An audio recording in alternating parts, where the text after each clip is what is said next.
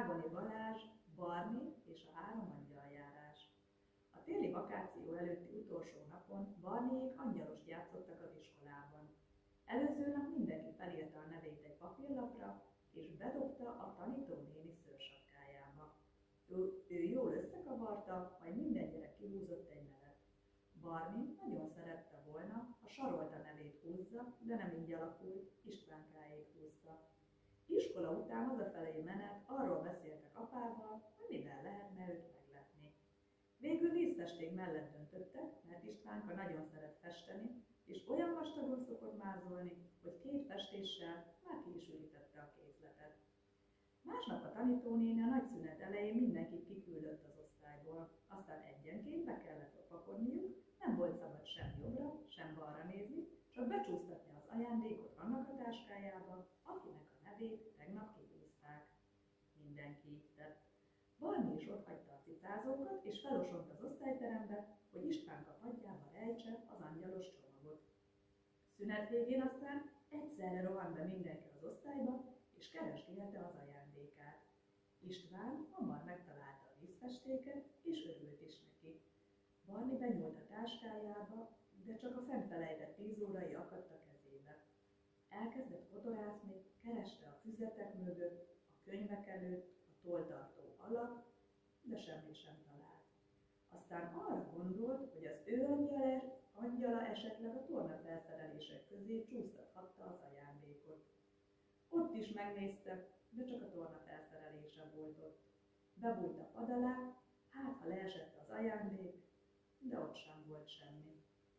Összeszorult a torka, de nem akart sírni. Nagyokat nyelt és pislogott, hogy a könnyek ne akarjanak kicsordulni. Mindenki megtalálta az ajándékot? Kérdezte a tanítónéni. Igen! Kiabált a kórusban az osztály. Barni hallgatott. Félt, hogy kikacagják, ha kiderül, hogy neki nincs is ajándéka, mert elfeledkezett róla az angyala. Vagy esetleg rossz táskába tette.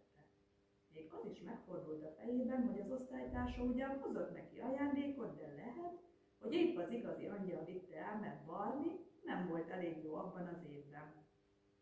Minden esetre nehezen telt az óra, pedig meseóra volt, amit Barni igencsak szeretett, de most nem tudott figyelni a mesére. Aztán jött a következő szünet, az osztálytársak az ajándékokat mutogatták, kölcsönkérték és kipróbálták egymás játékait. Barni már az elején gyorsan lement az udvarra, és a tornaterem mögött áldogált, hogy senki ne kérdezhesse meg tőle, mit húzott az angyal. Szünet vége előtt kicsivel felsomfordált az osztályba, mert eszébe jutott, hogy most már igen éhes, legalább megeszi a szendvicsét. Belepotolt a táskájában, de megakadt a keze valamiben. Kihúzta, és egy doboz finom csoki volt. Barni elmosolyodott, de nem szólt senkinek. Visszacsúsztatta a táskába, mert már kezdődött az írásóra. A következő szünetben már jókedvűen ment lejátszani. Bújócskáztak, és ő lett a hunyó. Az osztálytársai ügyesen elbújhattak, mert Barni sokukat még a szünet végére sem találta meg. De amikor felment a terembe, már mindenki fent volt. Ekkor vette észre, hogy furcsán ki van tömve a táskája. Belenézett, és elámult.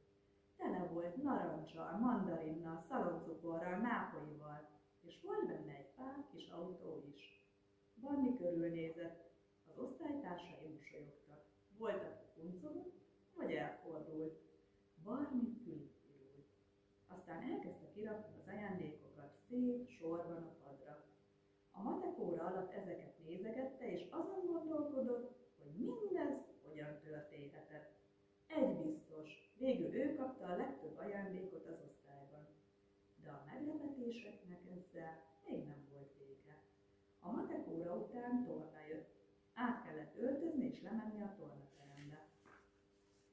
A tornaóra végén pedig fel az osztályba, levetni a tornaruhát és visszaöltözni. Barni befejezte az öltözést és be akarta gyömöszölni a tornafelszerelést a táskájába, de nem tudta. Egyszerűen nem fért. Erősebben nyomkodta, de úgysem ment. Kivette hát a nadrágot, és ámulva emelt ki egy játékrepülőt a táskájából.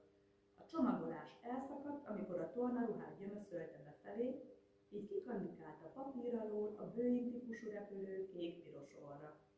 Hát ez meg honnan került ide? Körülnézett, de a többiek nem kuncogtak, csak Istvánka bújt le valamiért gyorsan a pad alá. Hazafelé menet Barni nagyon vidám volt. A repülőjét zúgatta, ugrándozott anya mellett, és amikor hazaért, se szó, se beszéd, beszaladt a gyerekszobába. Aznap este Barni húgai, Dorka és Hanna igencsak meglepődtek, amikor a hálózsákjukat akarták felvenni. Mandarinok, szaloncukrok, csokik potyogtak ki belőlük. Csodálkozva szedegették össze a finomságokat, és megkérdezték Barnit, hogy nem látott egy angyalt elrepülni a ház előtt. Barni a fejét a párnába fúrta, nehogy elnevesse magát. Nem kell a lányoknak megtudni ezt a kis angyaltitkot, gondolta, aztán boldogan elaludt. Ezen az estén még sokan aludtak el boldogan.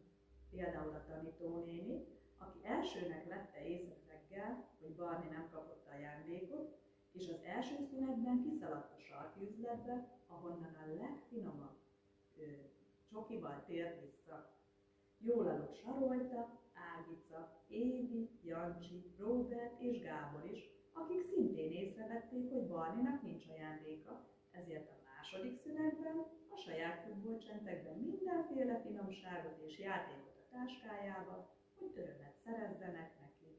És jól aludt Istvánka is, aki ugyan otthon felejtette reggel a Barni ajándékát, hiszen pont ő húzta ki Barni nevét tegnap, de amikor észbe kapott, felhívta telefonon az édesanyját, aki hazaautózott, és elhozta az ajándékot az iskolába.